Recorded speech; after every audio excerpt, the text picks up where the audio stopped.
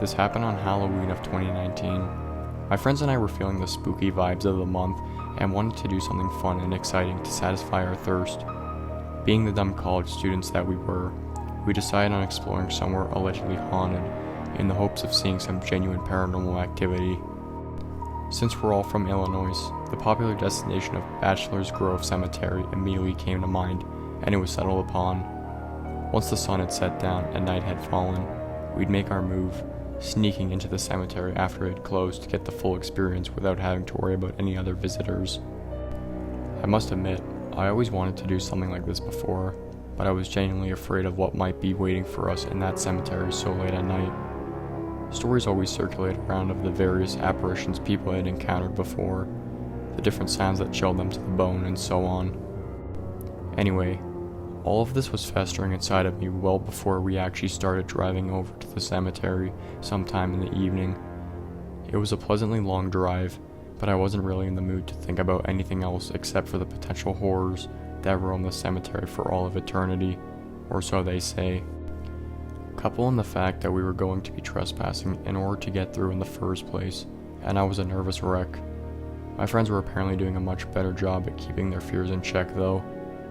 For the sake of the story, I'll call them Logan, Paul, and Eddie. The entire car ride there, they were laughing and joking around, not worried about what we would be getting ourselves into and what we might see. Looking back at the whole situation, I should have known that their optimism was a bad sign. No way would we have been able to explore this place without them being the slightest bit nervous. But what's done is done. A little past 7, once night had finally fallen for real and darkness went on in every direction for as far as the eye could see, we arrived. Parking in the main parking lot was out of the question because we did some looking into it and found that in previous years, local law enforcement liked to wait there and catch any would-be explorers before they could even get inside. So we had a backup plan.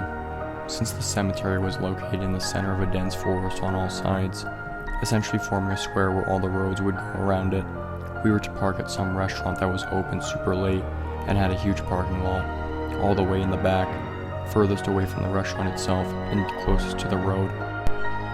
This was in the exact opposite direction from the front entrance of the cemetery, so we figured this was our best chance of getting in while avoiding any cops in our way. From there, cross the street on foot and have a bit of a walk before arriving at a somewhat hidden path leading into the forest. Taking this back path would take a bit more time to get to the actual cemetery itself, since these trees were particularly thick and dense, but it was well worth it when considering the alternative. After everything was said and done, we found ourselves beginning our trek onto the path, unsure of how far we'd actually have to go before we'd find that we were looking for. It was a windy night, and even though it wasn't especially cold or anything, I still remember my teeth chattering and my skin going cold. Aside from the occasional sound of leaves being crunched under our shoes as we walked, there was absolute silence. My once cheerful and energetic friends were now, all of a sudden, quiet and subdued. Logan in particular had this odd expression on his face, it being illuminated by my phone's flashlight as we walked. It was some sort of cross between fear and pain, like every step he took was causing him physical harm. Before I could question him about it, we found ourselves at our destination. Here we were, in the heart of Bachelor's Grove, with graves all around us and a certain chill in the air. Everyone split up to cover more ground, promising to call the others over if they were to encounter anything. Most of the graves I looked at had withered away from time and the elements, so I couldn't really make out anything that was on the tombstones. The few dates that I could read went back to the late 1800s, and a sinking feeling in my stomach started once I realized these people had been dead and decaying in the ground for over 100 years now. Feeling extremely uncomfortable with this realization, I began to back away from the graves and started to look for my friends to see if they had found anything supernatural yet, when all of a sudden, I heard it. It was low, almost unnoticeable if you weren't paying attention, but with the way our senses were heightened, there was no way we would miss it. It appeared to be some sort of chanting. It sounded like it was coming a little bit north from our direction, further into a clearing. I couldn't make out any of the words being spoken, or if it was even English, but there was something creepy about the tone, like it was religious, and the chanting was some sort of prayer. The voice that was doing the chanting was deep and gravelly. belonging to some man that we couldn't see. The four of us shined our lights on each other to see our expressions, and at that moment, we knew what we were going to do. Despite every fiber in my being telling me not to go any further and see what the source of this chanting was, my curiosity got the better of me, and I couldn't resist.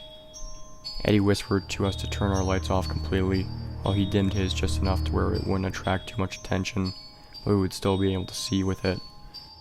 The next few moments we spent creeping towards the sound. The more and more I started to lose it. My breathing was uncontrollable, and it felt like my heart was beating 1,000,000 miles an hour. I was so afraid of what we would find, and yet I still had to know.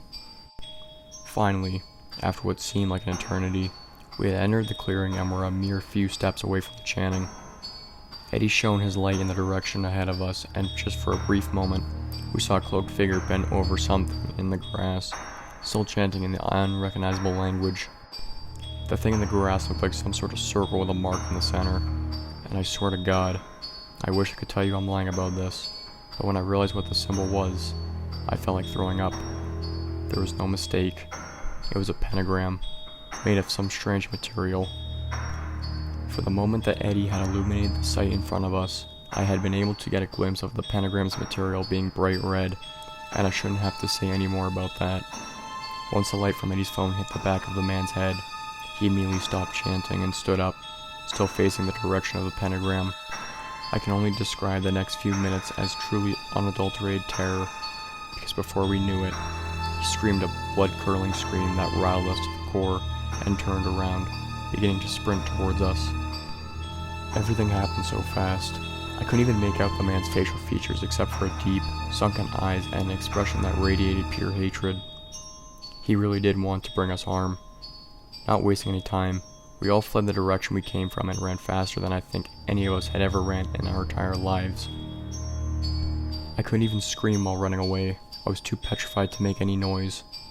Maybe it was a miracle, but we somehow managed to retrace our steps all the way through the path we took to enter the cemetery and forest, and eventually came out to the main road, which was devoid of any traffic for the time being.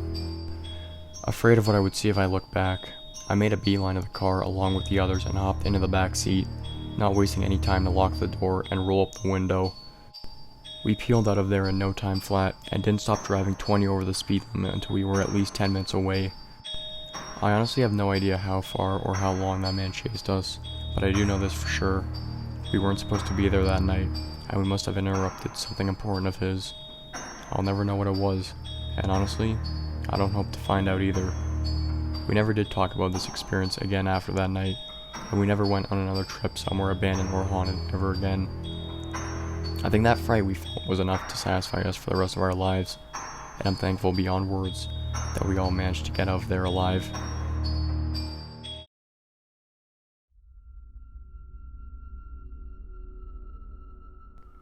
The scariest thing that ever happened to me on Halloween was back when I was living in Liverpool for university.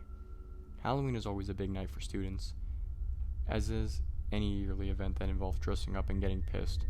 But since Halloween is a really good excuse to wear considerably less clothes than usual, party-oriented students tend to get particularly excited about it. So I'm in my second year at this point, living with a bunch of my student mates just off Smithtown Road, which is where loads of students can get shared houses for really cheap rent.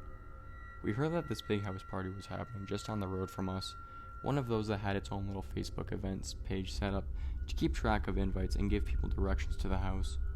I remember my mates sitting around the kitchen table, all staring at the screen as they went through all the profiles of girls that said they were attending. I mean, some of them were absolutely gorgeous, so we were all definitely hyped about it. Only, just a few days before Halloween, I started to feel really grim. I had the shakes. I was running to and from the toilet every half an hour to erupt from both ends, and I could barely keep any food down. This persisted for like 48 hours straight, and thankfully it had abated by Halloween itself, but I still felt way too rough to do any serious partying. The last thing I wanted was to end up browning myself in front of like half the girls at our uni. I mean, every lad wants to be a legend, don't they? But for the right reasons. So anyway, on the day of the house party, despite my mates insisting I make an appearance and throw together a costume, I make the firm decision to stay home and chill for the evening. As much as I felt like I was missing out, I just didn't feel up to it. So about 7ish, my mates are pre-drinking in the kitchen. while I'm up in my room looking to order the spiciest curry I could get my hands on, in the hopes that it would purge the rest of the sickness out of me, so I could start to feel better the following week. So by the time I'm burning my face off with chicken vindaloo, my mates are just about to head off down to the house party for a night of debauchery. There are a few final pleas for me to join them, but these are violently rebuked. There might have been a chance of me joining them before the curry, but afterwards, no chance. I was in a full food coma. So a couple hours later, I'm just chilling on the couch and wondering why British Netflix had such a dire collection of horror films, when there's a knock at the door. My first thought is that there had been some sort of puke-related disaster, and one of the lads had come back to get a change of clothing before heading back to the house party. I mean, this wasn't entirely out of the question, since the house party was only around the corner, safe staggering distance for anyone that had drank too much or too quickly. But then it occurred to me that there was a chance it could have been a trick-or-treater. Smithtown has a big mix of residential and student housing, so there was also a decent chance it could have been kids looking for sweets. So to save the house getting egged, I legged in the kitchen and grabbed a few bits from the cupboards to offer any potential trick-or-treaters. But when I answered the door, Mars bars in hand, there was no one there. Maybe I'd just taken too long grabbing the sweets, or maybe it was just some knock-and-run type deal. But either way, there was no one to be seen, so I just headed back inside, plonked myself down on the couch, and got back to digesting a ton of curry I'd just eaten. A short while later, I'm still watching Netflix, about to doze off, when something in the corner of the living room catches my eye. You know when you're so used to looking at a certain something that just the oddest little difference catches your eye?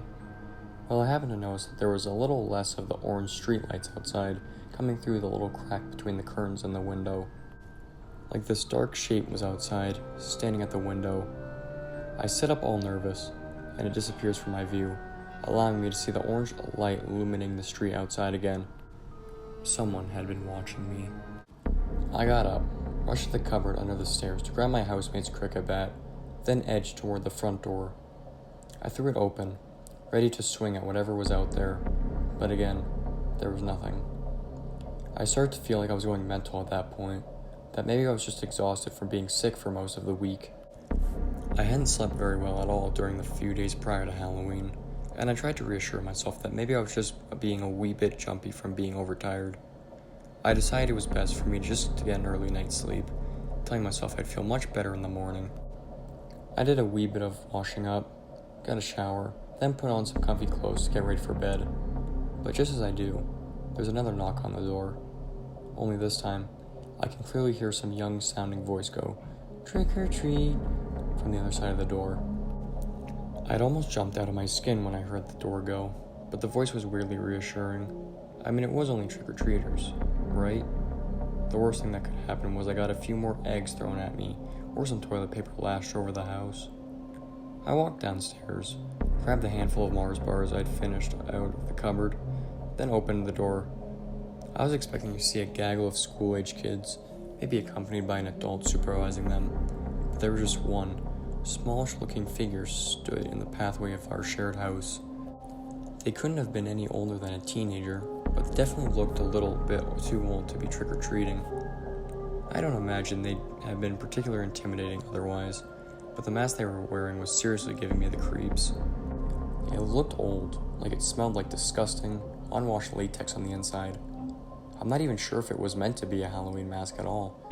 It was like an old man's face with these tiny, black eyes and a big white smile stretching from ear to ear.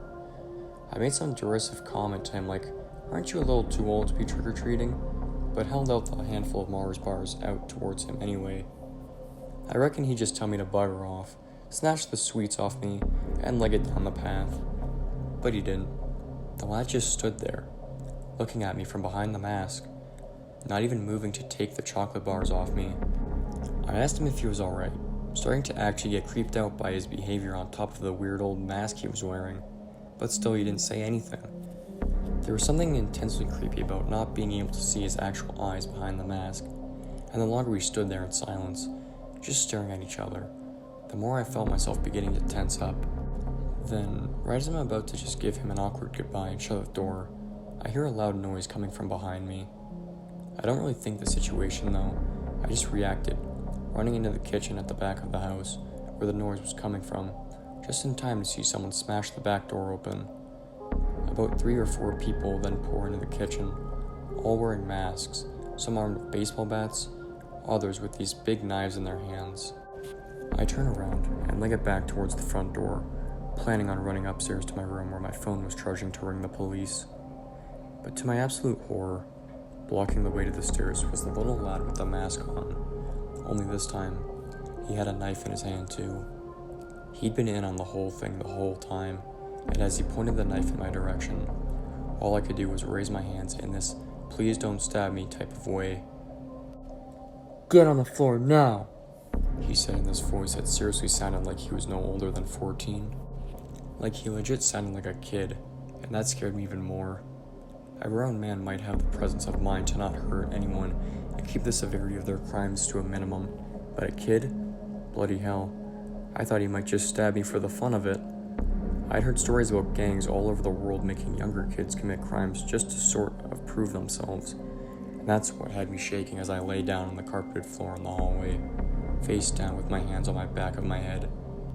I listened as the gang just completely ransacked the house. I couldn't see exactly what they were taking, but I heard them mentioning laptops and phones a fair bit, laughing to themselves as they absolutely raided each and every room in the house.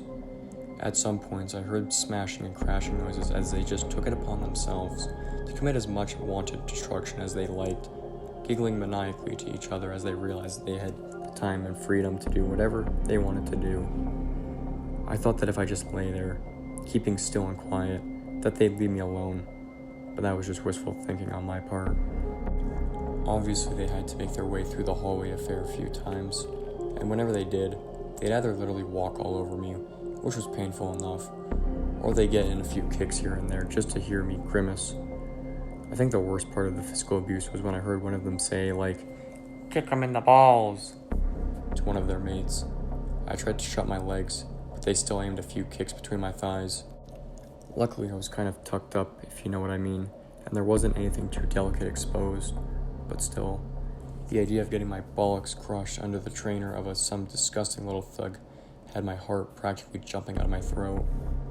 It sort of reminded me of that scene from A Clockwork Orange.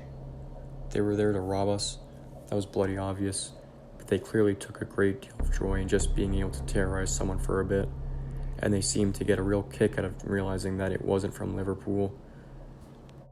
At one point, I said something like, "Just take what you want, but please don't hurt me." They burst out laughing. I wouldn't say I'm posh by any stretch of the imagination, but I definitely say I'm well more spoken than your average scozer. They started mimicking me in this piss-take voices, stamping on my head and kicking me. I just lay there wishing I'd never said anything. After what seemed like forever, listening to those kids ferry out belongings into the alleyway behind the house, they finally left. But not before putting one of their knives to my throat and telling me they'd be back to cut my head off if they so much as saw a police car in the area. Then as quickly as they all appeared, they just ghosted. I waited for a long time before I found it in me to stand up, and as I tried, my knees were way shakier than I'd care to admit. I went from room to room, surveying the destruction. The place was a mess, but the thing that amazed me and gutted me more than anything was the sheer amount of stuff they'd taken. God knows how they'd got it all away from the house, but they'd taken the TVs, our game consoles, audio equipment, pretty much anything electrical that wasn't nailed down. It also looked like they'd taken pretty much all of our trainers and had raided our closets for any clothes that took their liking. I wanted to call the police. I really did. But with what phone? I'm almost glad I got a few kicks to the head, otherwise the sense of shame and humiliation might have been too much to bear. I ended up knocking on my neighbor's house, but unlike me, they were way too smart to answer the door to any strangers on Halloween. It was probably the single worst experience of my life up to that point. I had to just go back inside the house and sit there on the living room couch with my head in my hands, just trying to hold back the tears. It was hours before my drunken housemates arrived back. Before that, I think I just sort of sat there at the kitchen table, in the one room that hadn't been completely ransacked, just drinking a few tins of lager, feeling absolutely shell-shocked, until finally 2 of them who hadn't pulled returned home. And that's about the end of it. The There's no real resolution to the story. The police couldn't do anything other than take down a list of what had been stolen in the hopes that any laptops would turn up in pawn shops, but we never heard back from anything about that. It was weird that the house for a long while after. I used to think the other lads blamed me for what happened, for not defending the house properly, but I realized that was just trauma from that night, making me doubt myself. I had nightmares for a while, a long while actually, and in the end my parents paid for a few counseling sessions to help me get it through my skull that what happened that night wasn't my fault, how it could have happened to anyone. I got past it in time, but to this day, it remains the single most terrifying event of my entire life.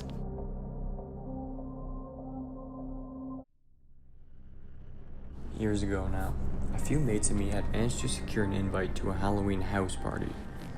We didn't really know anyone there, having only secured the invite because one of us worked with a girl whose student house it was. But since it was literally the only house party we could actually go into, we weren't arguing. A big thing about house parties is, the older you get, the harder it is to find a good one. Most people make it their big house party mistake early in life, and vow never, ever to have one again. So the idea, one big hoorah before we start in late 20s, early 30s, quiet drinks, bollocks was widely appealing.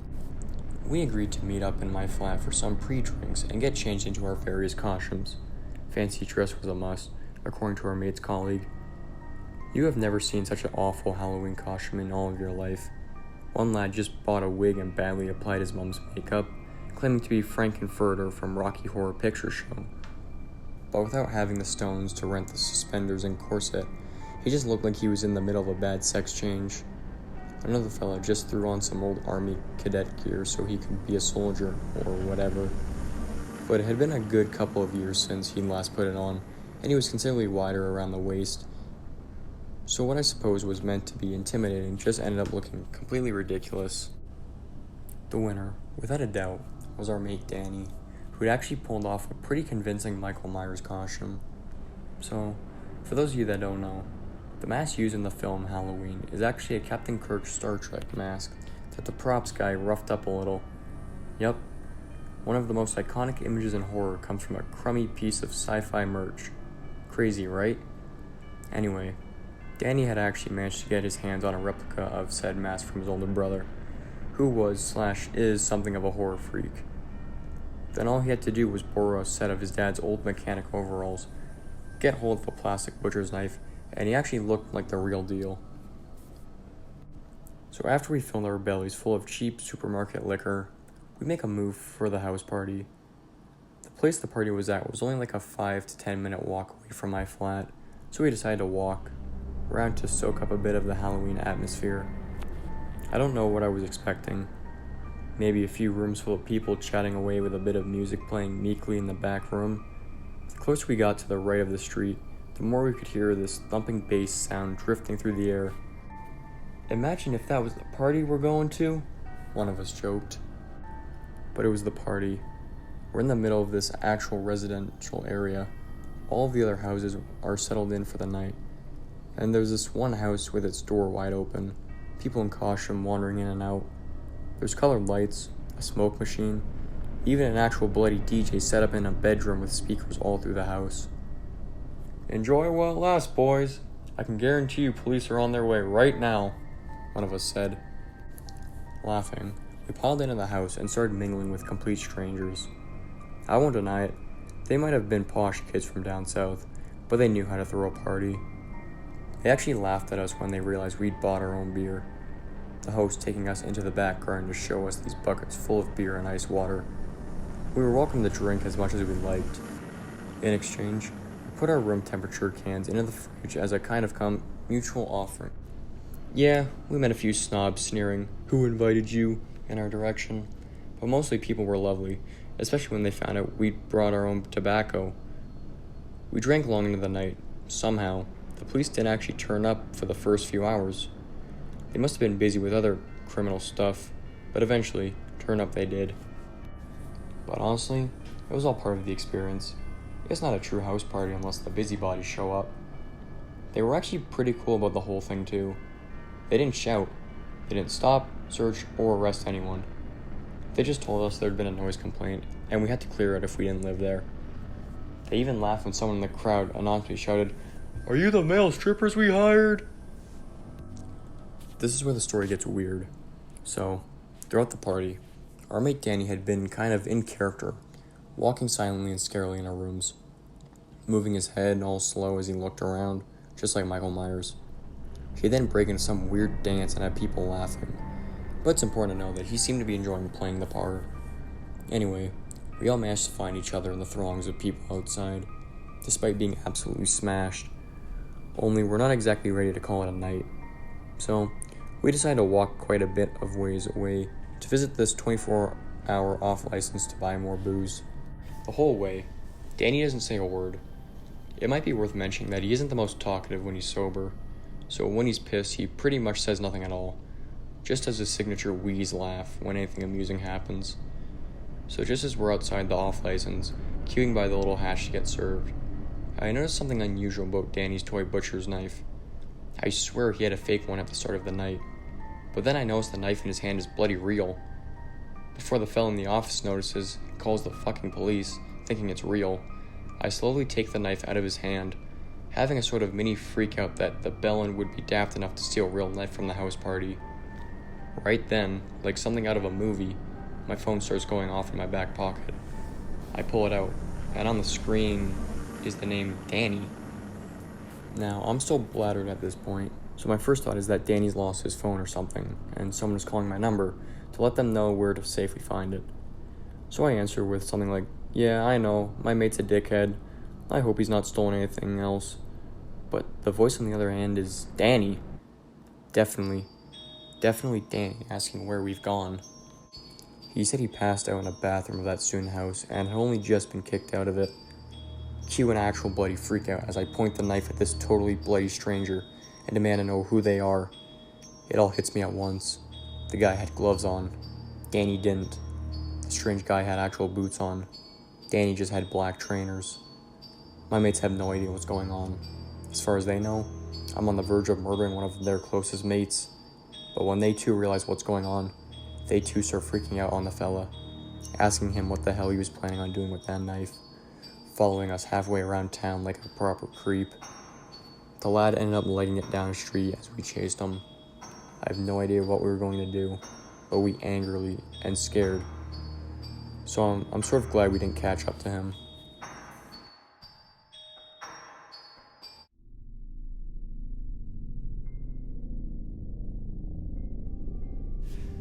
Halloween used to be my favorite time of the year. I was kind of a horror freak. I loved horror novels, movies, and games. I spent hours absorbing all the YouTube creepypasta stories I could find. But that all changed one Halloween night when myself and a few friends found something that would change our lives forever. This is the story of the dead house. I always did love the air of chaos that's present on Halloween night. That twisted, festive feeling that adds a spark of excitement to an otherwise dark and dreary time of year.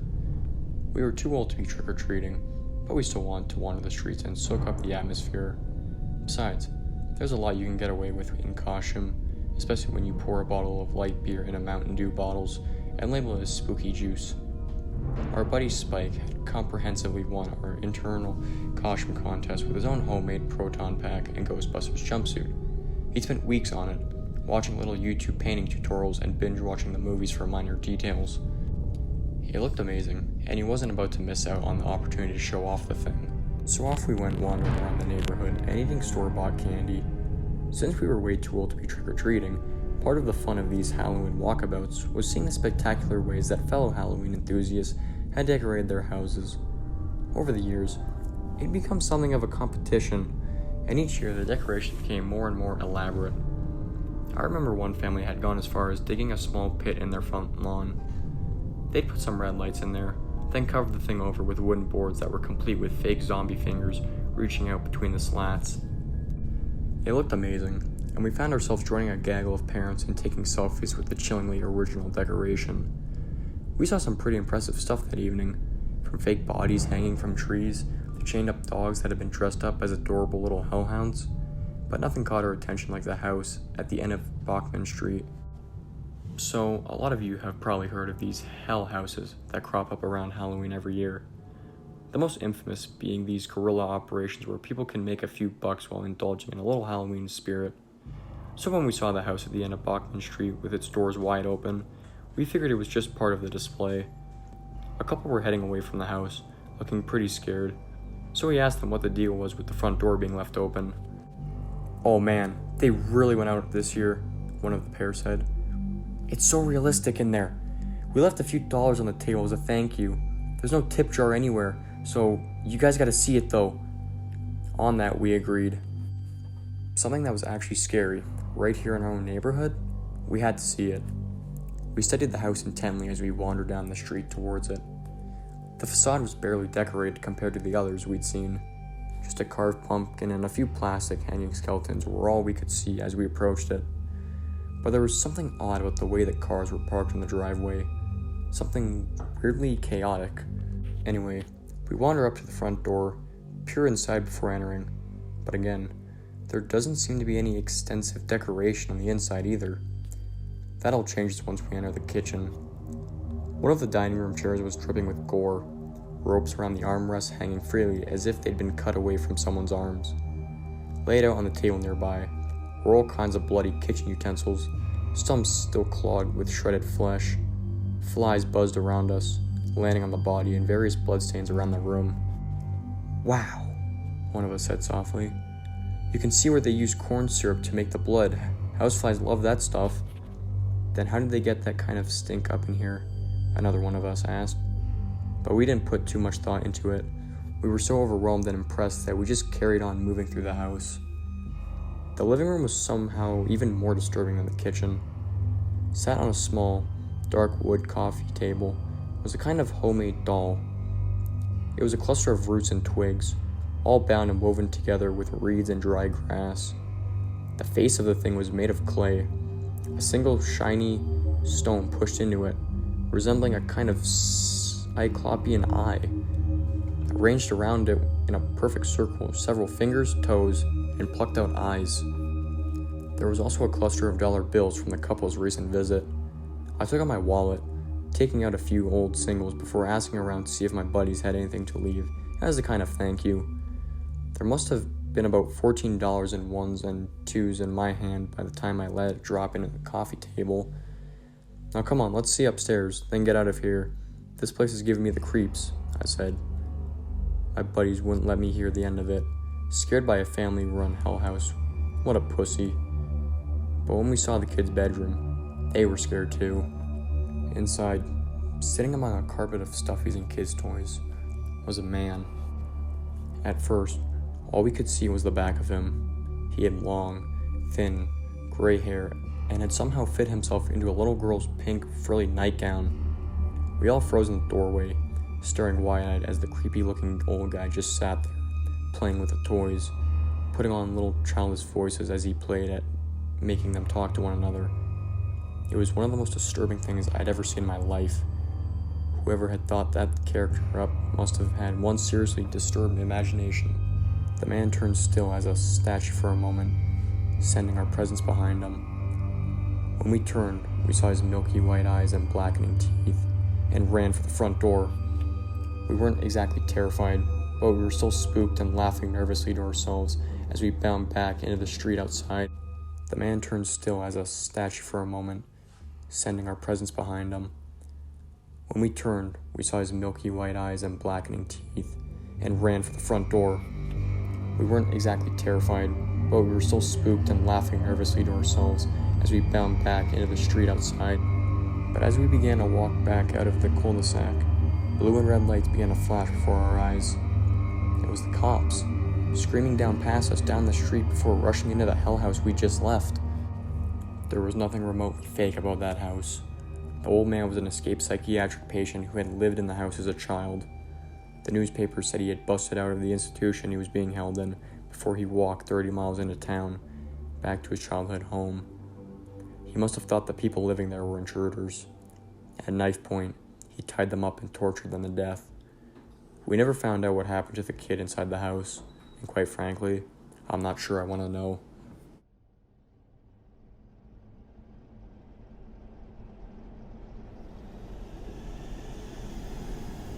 Back in high school, Just after the start of my junior year, me and some buddies got the Halloween spirit pretty heavy.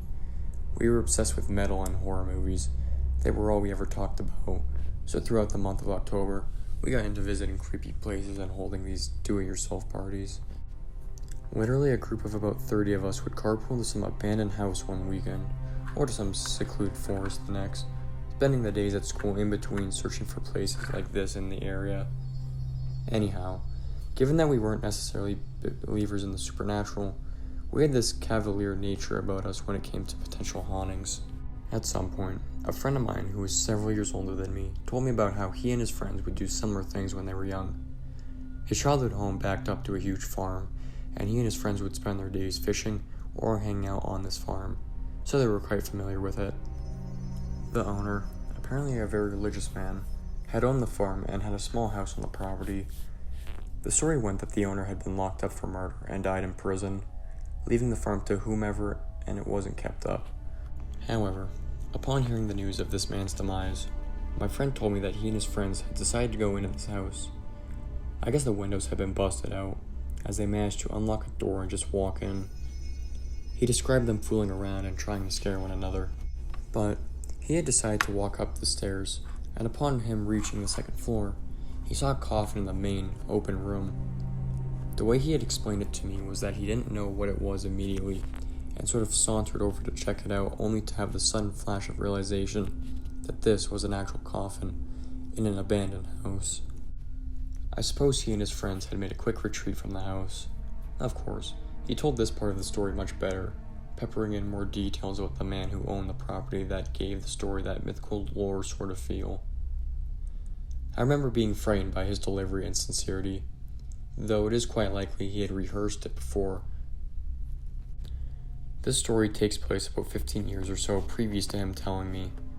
I told one of my adventurous cohorts the story, and we thought it would be a good idea to investigate it, to see if the guy was actually telling the truth. So one Halloween, we packed his car full of snacks and supplies, then set off to set the record straight. I knew where this person had lived, so we assumed we could simply walk behind his house, find the farm, then find the house.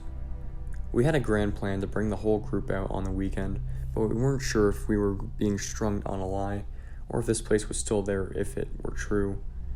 Anyhow, after football practice one weekday, he and I drove out to the street my friend lived on. There was definitely a farm behind his and his entire street's home.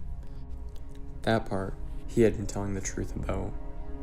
We decided to go ahead and sneak through someone's yard and onto the farm to see if the house was there. Once we made it through the manicured suburb yard and through the bush separating the farm, we were knee-deep in the overgrown field. We sort of hacked our way through a bit, and sure enough, as we made it to the edge of a hill, the house was only 100 or so yards away. We made it that far, so we decided to go on and investigate. As we approached this house, there was a huge black bird perched on its roof. Once we were within 20 feet of the house, the bird flew away from the house and perched upon a tree adjacent to the house. Being a bit nervous, we began to question why the bird had made such an odd move, but thought better of making a big deal about it.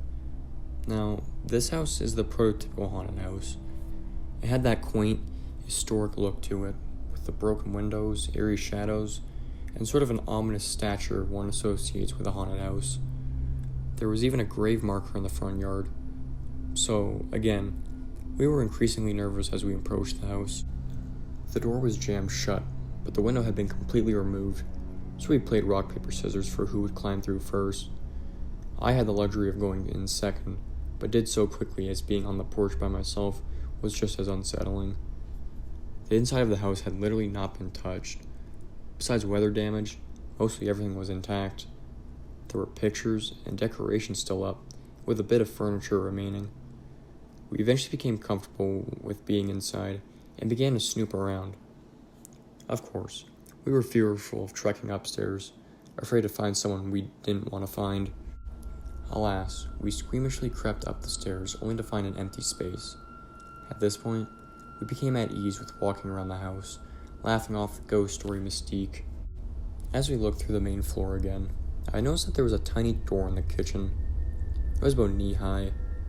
Undoubtedly, we flung it open only to reveal a dark, stone stairwell that a person would literally have to crawl down. Its presence alone was terrifying, for some reason, but it had a landing about halfway down, with the stairs turning a different direction and out of our sight. However, perched on the landing and partially concealed by the walls to the other part of the stairwell was a large, rectangular wooden box. A coffin? Now, my friend and I weren't exactly small people, so I would imagine the sight of us pale-faced, with our cartoonish hair on neck, shocked expression trying to both squeeze out of a window at the same time, would have been quite comical. Not to mention the both of us in a dead sprint heading away from this house through waist-high weeds. I still laugh thinking about both of us running like that. Anyhow, we turned to look back about halfway to the end of the farm, just in time to see that massive black bird fly back from the tree and onto the house. We probably made it double time from that point on. In hindsight, the whole thing was a bit odd, most especially the behavior of the bird. My friend and I joked about it possessing some sort of supernatural power, but looking back, I think that was just to mask how scared we really were.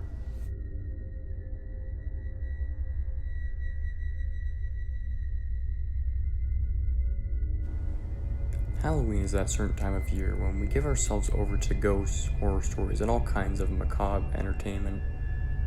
But is it that case that such a spooky atmosphere pushes humans to express the darker side of their nature? Here's how 10 places in the United States deal with crime and antisocial behavior on the scariest day of the year.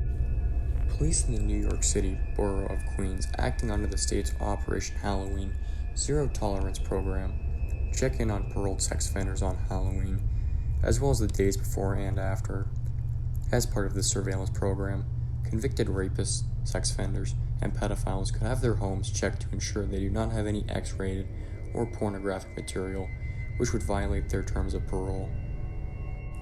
Sex offenders are not allowed to wear any kind of mask or costume. They're also forbidden to participate in any Halloween activities and are prohibited from opening their doors to trick-or-treaters.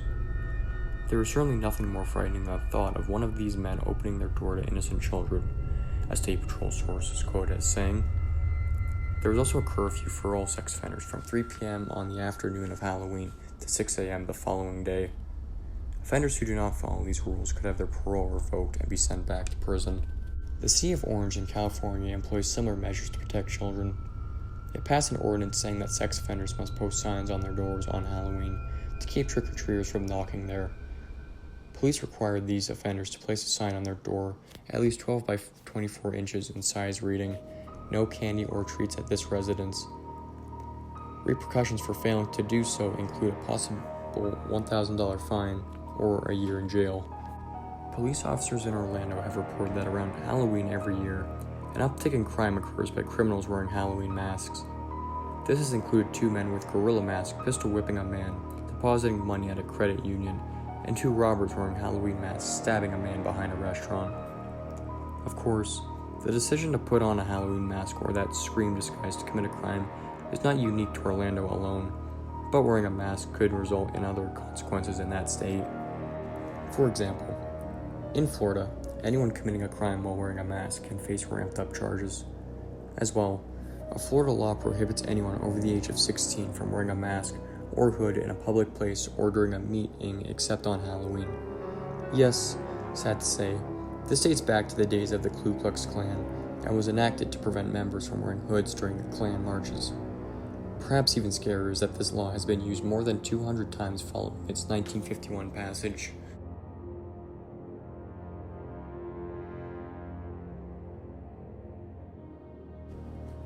This isn't just my scariest trick-or-treating story.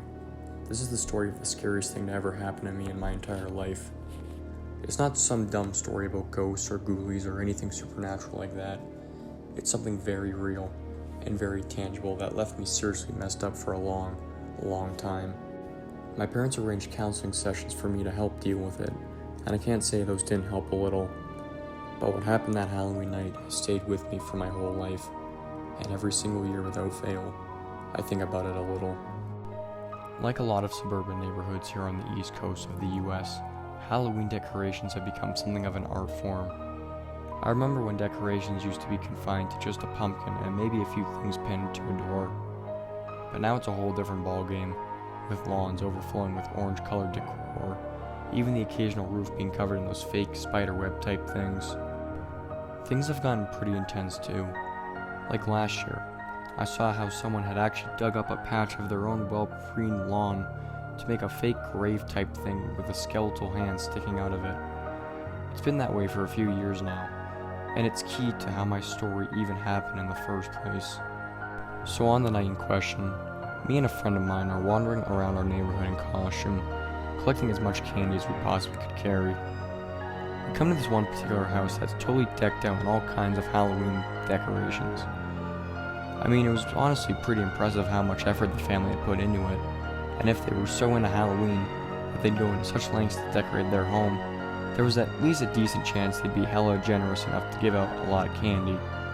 So, me and my buddy started walking up to the pathway, all slow, just admiring all the decorations that was around us. Things got progressively spookier as we went, but nothing could compare to the scene we saw as we got closer to the front door, and that buddy of mine spied through the front window of the house. Inside, the entire front room had been turned into a pure vision of hell. This family was indeed the most dedicated set of Halloween decorators we'd ever come across. It appeared that they'd set up some sort of murder scene. The whole room was trashed, with ornaments strewn over the room, china plates smashed to smithereens with pieces laying all over the carpet. There was blood everywhere too, splashed all over the couch along with bloody handprints on the wall. And in the middle of the room, laying on the carpet, was the most convincing looking dead body I'd ever seen. The family had done a decent job of obscuring the mannequin, or whatever it was, by having it pretty much caked in blood and gore-soaked, torn-up clothing. It was maybe a little much for Halloween, though. Like, I've always been something of a scary movie fan, but even I couldn't stomach to look at it for very long, so I moved up to the front door and began ringing the doorbell. I rang once, then twice, but no one answered, and all the while, my buddy's just staring through the front window, white as a sheet. I tried a third time, banging on the door extra loud just in case the doorbell happened to be broken or something, and still my buddy was just gaping through the front window. I remember him saying something like, "God, it just looks so real," before I finally walk over and start trying to drag him away from the window before he vomited or something. The homeowners would certainly not be giving us candy if he went and made a big throw-up all over their property. Only as doing so, I happened to look through the window just in time to see one of the TV room doors opening. In walked a man who looked like he'd been crying, like a whole lot too, and in his hands were these big plastic trash bags. We're only peeking in from the edge of the window, so he didn't see us right away, and we watched as he walks over to the mannequin thing and kneels down beside it. He reaches out to touch the face of the thing, and that's when I see how he's got these rubber gloves on too, the kind you use when washing up. I get that he didn't want to get any of the corn syrup blood or whatever it was on his hands, and I start kind of wondering if he's going to get the stains out of the carpet. I mean, that's real dedication to ruin your own upholstery all in the name of Halloween decorations.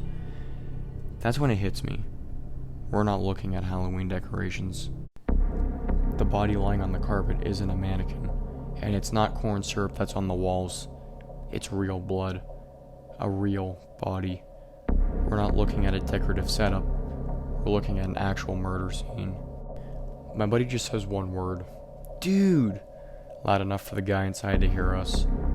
His head spins towards the window, these big tear-stained eyes just focusing on the little spot we're peering in from, and the sad look in his eyes turns to one of pure shock and anger. We lock eyes for a moment, and I feel my heart rate go into overdrive, 1,000 terrified thoughts flashing in my mind all at once. Then, the man is up on his feet again, storming out of the TV room and towards what I guess could only be the front door. Me and my buddy just sprint back down the path, running as fast as we can as we hear the front door open up behind us. I look back briefly to see the man, clothes soaked in blood, chasing us out into the dark. He was bigger than us, faster than us, and he had absolutely no intention of letting us get away to report what we'd seen. I can't even describe the kind of fear I felt, knowing it was only a matter of seconds before he caught up with us, and when he did, we'd probably suffer the same fate as whoever it was lying on the carpet back in his house. But as luck would have it, the streets were still pretty busy with trick-or-treaters at that hour, and he must have realized that he's chasing a pair of kids, still covered in blood, would arouse way too much suspicion, even if it was Halloween, and people might mistake the real blood for fakery, just like we'd done in the first few minutes of peering through the front window. We ran and ran all the way back to my parents' house, where we begged them to call the police. At first, my parents figured that our imagination had gotten to the better of us, and dismissed our claims that we'd seen an actual murder scene as pure fantasy. In the end, my dad insisted on seeing the scene for himself before calling the cops out, and even if the idea of going back there sent me into the fits of terror, he wouldn't take no long for an answer. I had horrible visions of the bloodied man just sticking a shotgun through his front door and blowing my dad away so that there'd be no witnesses. And the whole walk around to the murder house, I was absolutely terrified. But as we get closer, we started to see a bunch of blue flashing lights. It was only then that my dad took me seriously, and as we edged around the corner and saw a bunch of police cars sitting outside the murder house, he realized I had been telling the truth. I figured someone who had seen him chasing us briefly had called the police before us, and I thank God that they did, because I don't know what could have happened. It was all over the papers for the next few days, how this guy had stabbed his wife to death, and the rumors went around that he'd found out she'd been cheating on him or something. But I never really got those confirmed or not, so only God knows what actually caused him to snap and murder her. Like I said, I had to have a great deal of therapy throughout my teenage years to help me get over what I saw that night. And for a long time, I saw that body in my nightmares. In the worst of them, me and my buddy would be looking through the window, and the body would rise up in a sitting position before the woman screamed to us to help her, with blood pouring from her cut mouth as she did so. In some others, the guy would catch us, dragging us back into his house, and then butchering us on the carpet with a knife or something.